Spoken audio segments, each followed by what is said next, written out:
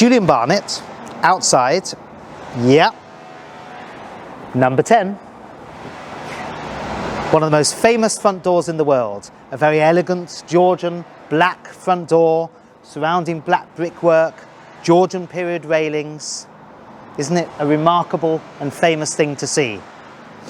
But in fact, it's not 10 Downing Street. It is 10 John Adam Street. John Adam was an American diplomat, writer, thinker, one of the founding fathers, and in fact, the first American ambassador to Great Britain in 1785. And this street, John Adam Street, and the adjoining Adam Street are both named after him. This actual front door has been used for many film sets and dramas over the years, political dramas and so on.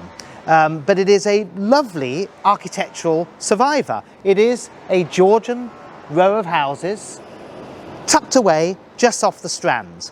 And today's tour is going to be all about the hinterland area sandwiched between the famous Strand and the equally famous River Thames, but an area that is hardly visited by people because it is just slightly forgotten. And that's what we're going to do today.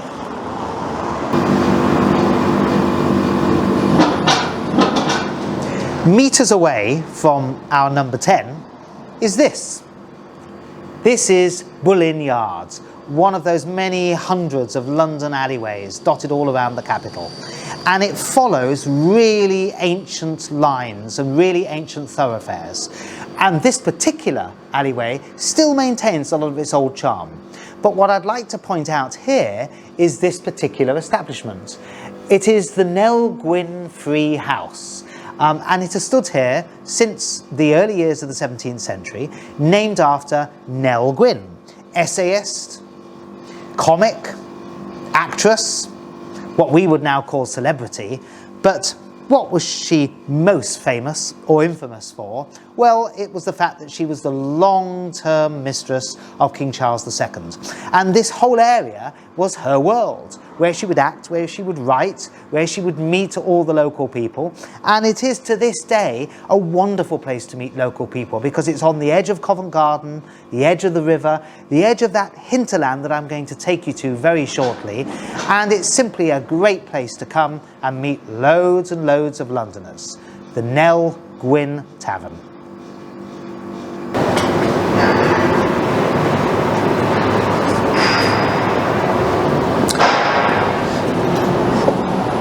This is the Coal Hole, one of the great pubs of the area. It is a really historic place, and as you can see here, the Coal Hole is a Grade 2 listed building, which means that nothing from the exterior can be changed, but things on the inside can be changed with permission. Formerly a large coal cellar supplying the Savoy Hotel, which is just 20 metres from here. Gilbert and Sullivan are rumoured to have started the song and supper club here. So why is this called the Coal Hole? And the key to that is down this way. We're now going to descend a staircase that eventually goes all the way down to the river. So this staircase connects the Strand to the river. And while I'm at it, I'd just like to say why the Strand is indeed called the Strand. The Strand is actually a corruption of the word stranded, because originally what we now call the Strand was called Palace Road. It was an enormously wide road with lots of palaces on it, the Savoy Palace being one, the Charing Palace being another, and so on. So this is a really important thing to bear in mind, that what we now know as the Strand was nicknamed the Stranded Road.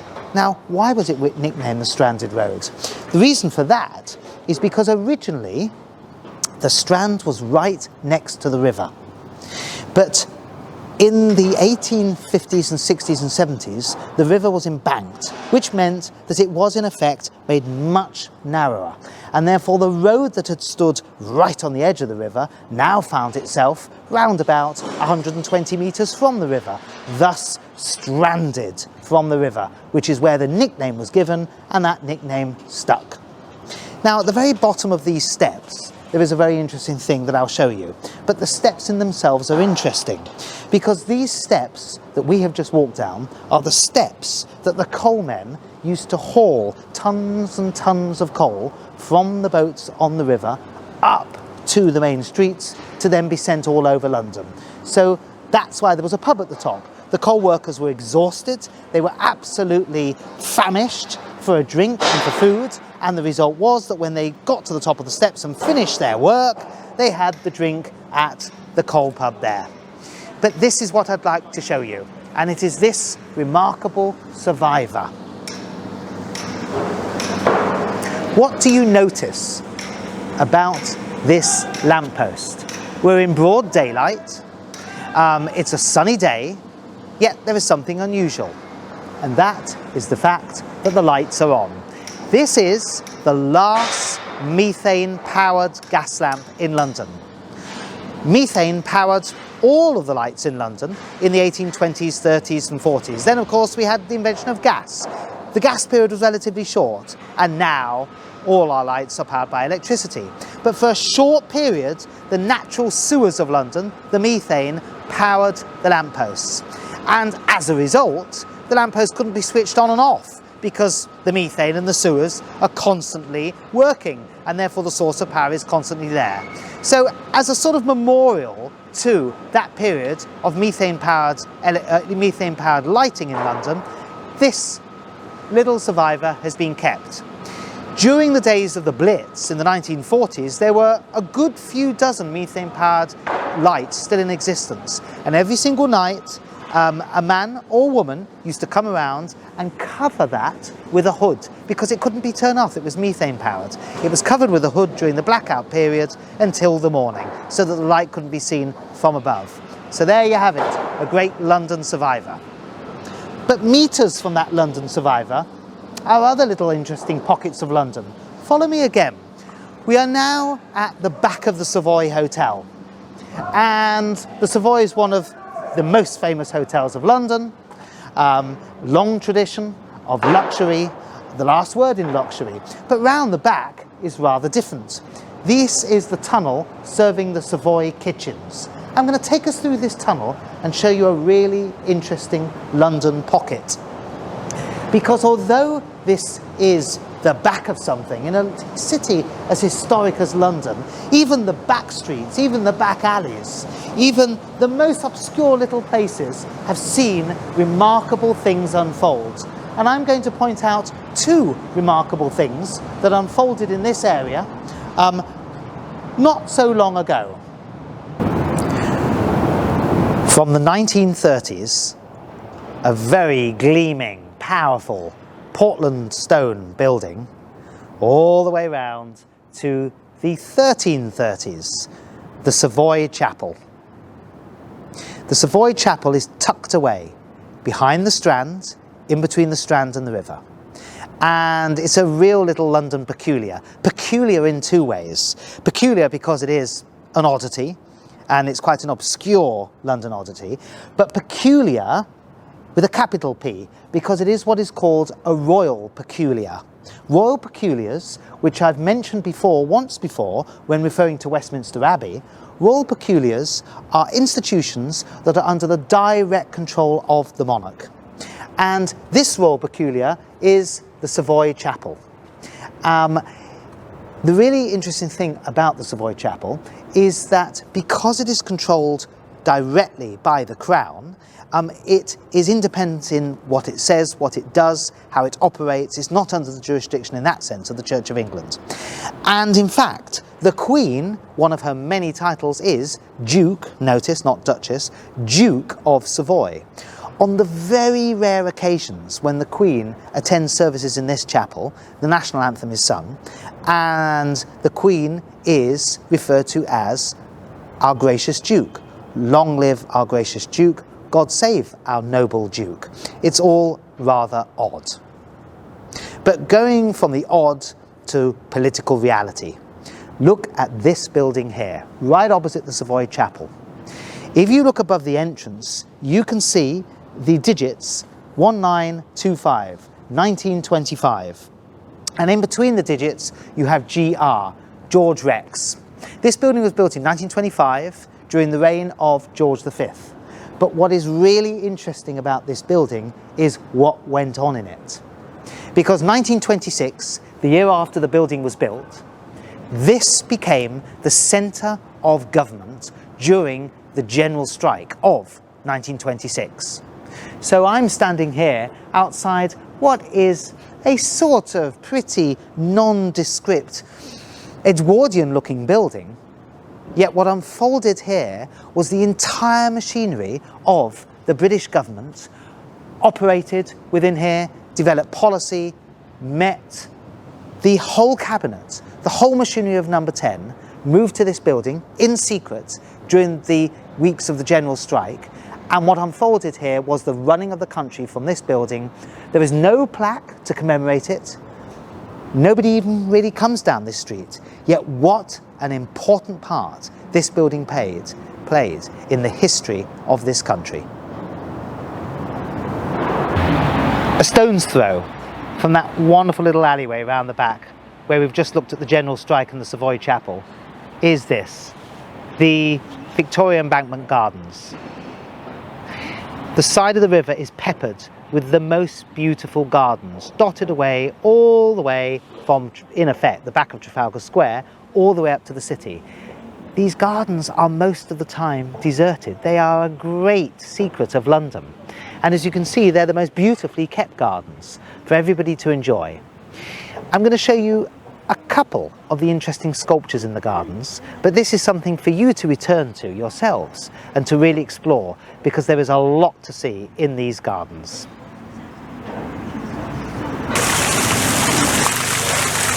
This is a lovely spot in the gardens. It's a memorial fountain to Lord Chelmsford of Grenadier Guards. And you can see it's surrounded by flowers, a fountain and so on. Once a year, around the time of Remembrance Sunday, the second Sunday in November, there's a wreath laying ceremony next to this fountain. And it's just so picturesque that such a beautiful place is used as a memorial to those that have fallen from the country. Now on to the next memorial. We all have our favourites, and this just has to be my favourite animal sculpture in all of London. It is a dedication and a memorial to the Royal Imperial Camel Corps. And what I love about this is a couple of things. Firstly, the diminutive size of it. Look at me next to this sculpture, it's really quite small. It's beautifully cast. The second thing is the quality of that casting. Just look at the neck of that camel. Look at the whole way that the soldier sits atop, glancing over as if it was across the desert to battle. It is an exquisite little monument, often missed by people because it's in the park where people come and go and pass it. It's not as if it's surrounded by flowers or fountains, so it just misses the attention of most people that pass by. If you're ever in this park, come and have a look at it. It really is quite something to see. The inscriptions at the bottom are also quite interesting.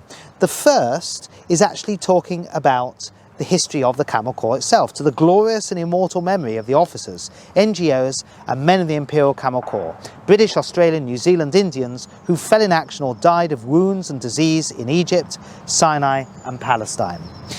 The other lovely piece is at the other side, where it actually lists the engagements of the Camel Corps, and it's really quite poignant. So you've got 1916, 17 and 18, it wasn't around for long. And you've got all the way for Bahariya, Mazar, different parts of Rafah, Gaza, and so on, and all the way through in the end to Hejja in 1918 and all around Amman in Jordan. It's a memorial to a time past, but it's a beautiful and poignant memorial and of the highest quality. And what I find so attractive about it is that it's almost off the beaten track for people to notice, and you have to really seek it out if you want to benefit from it and enjoy it. The best laid plans of mice and men. Recognise the words? It is of course Robbie Burns. And here is the official London commemoration and dedication to Robbie Burns, that great Scottish poet. And there he sits absolutely magnificent, surrounded by beautifully kept flower beds, sitting looking out over the Thames, and you can see there that he has quill in hand, ready to write, gazing out with some thoughts on his mind. It's a lovely, lovely sculpture of the great poet and beautifully positioned in the gardens. You can see traffic behind me, and where that traffic is going is where the River Thames is. Now, I mentioned before when we were up near the coal haulers passage that the River Thames used to be much wider before it was embanked. So now, if you follow me round, you will get a real sense of how wide the river used to be, because the river used to come right up to here. This is a really important structure. This is the last remaining river gate where there used to be dozens of them along the Thames. This is the last remaining one. I mentioned before as well that what we now call the Strand was a very broad street that had lots of palaces along it. The Savoy Palace, which was land owned by the Duke of Savoy, based in Switzerland, and many other palaces. That's the name of the Savoy Hotel today. And every single one of those palaces that connected Westminster to the City of London, which is 1.75 miles up, every one of those palaces had a river gate, because the wealthy did not want to travel the streets of London, which were filthy, disease-ridden streets, full of people that they didn't want to have anything to do with. Instead, they wanted to get to their palaces via the river. So they would have their private gates, the boats would sail up the river, they would then get off on the steps, ascend the steps through the gates and into the areas behind their palaces. The scenes painted by Canaletto of Canaletto's London in the 16th and 17th century really show what this looked like. But this is the last remaining one. But you can get an idea of the wealth of the family who would have had a property here, that they were able to build a stone structure like this, which was in effect their backyard gate to the river. I couldn't resist it. We're not exactly in Embankment Gardens.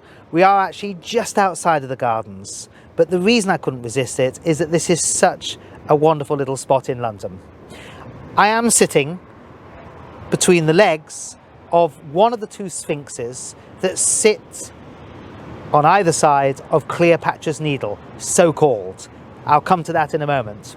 These two bronze sphinxes are modelled on the bronze sphinxes that were found in Luxor in the 1820s by French archaeologists. However, there is a big difference. These bronze sphinxes, British made, are entirely hollow. There's not the solidity of the ancient Egyptian work there, but nevertheless they're pretty good. They've done their time. They were made in 1819 in order to stand on either side of this, Cleopatra's Needle itself.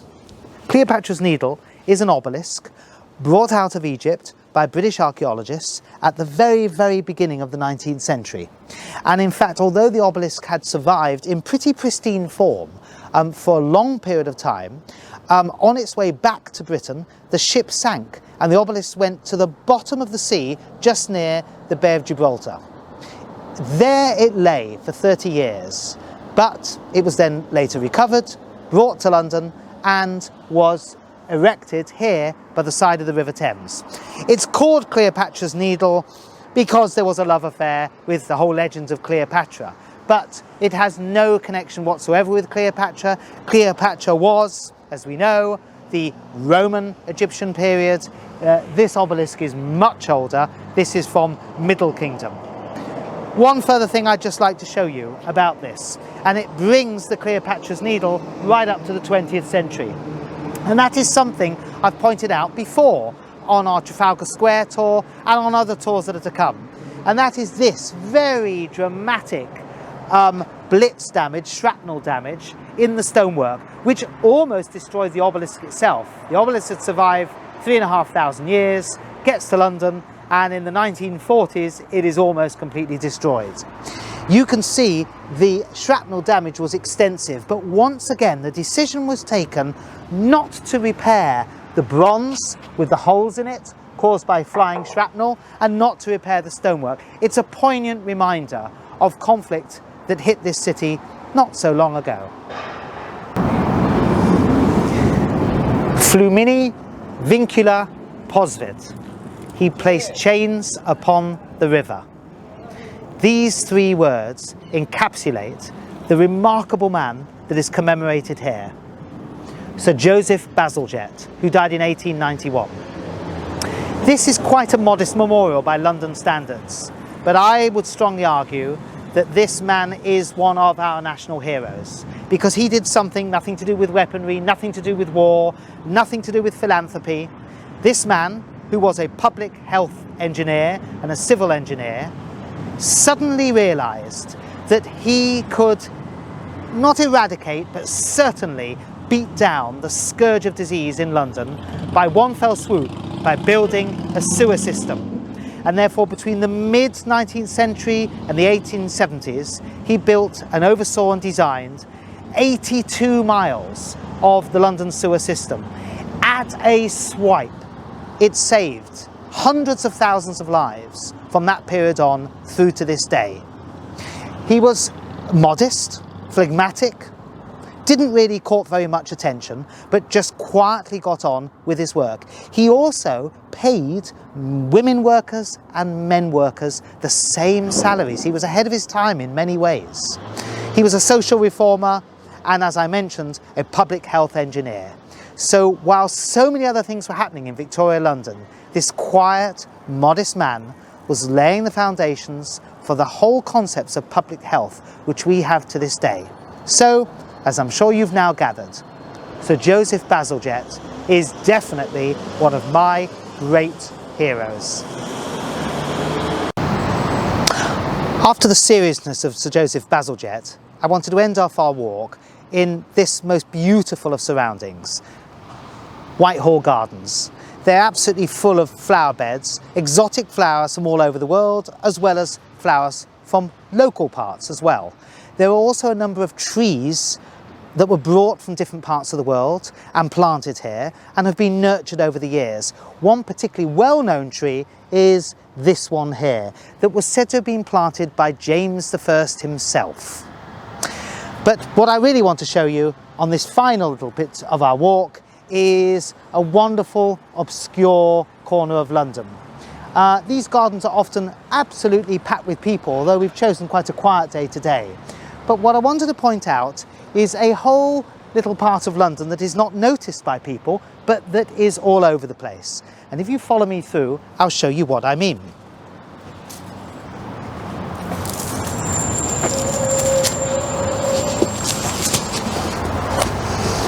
And there we have it. The boundary of the Crown Estate is 6.5 inches eastward of this face. So east is that way. 6.5 inches, I would reckon, is about that, which is therefore why a small stone has been inserted there. What is this all about? London is absolutely made up of masses of estates, of parishes and so on. The London of today, in 2020, is made up of 32 boroughs. But the invention of the boroughs is a relatively recent thing. Up until the late 19th, very early 20th century, London was divided not into boroughs, but into parishes. Hundreds and hundreds and hundreds of them. And those parishes were often divided into estates. Now, although we might be unaware of it most of the time, many of those estates are still landowning estates that have very clear demarcations. And London is packed full of such signs like this. What I love about this is that it's tucked away round the back. It's a wonderful thing to see because it does have legal bearing of who owes the land and when. And it's the London that is there for us all to discover. It's a wonderfully useless but delightful fact to end this tour. Thank you.